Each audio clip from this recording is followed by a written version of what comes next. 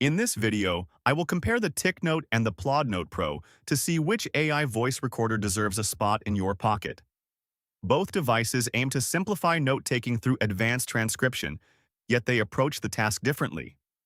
The TicNote stands out for its extreme portability and budget-friendly price point, making it a solid entry-level option for students or casual users.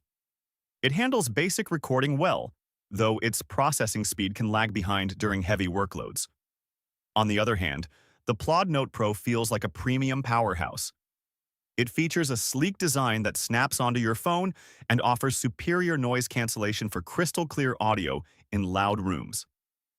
The PLAUD ecosystem provides more detailed AI summaries and better integration with professional workflows, but it comes at a higher cost.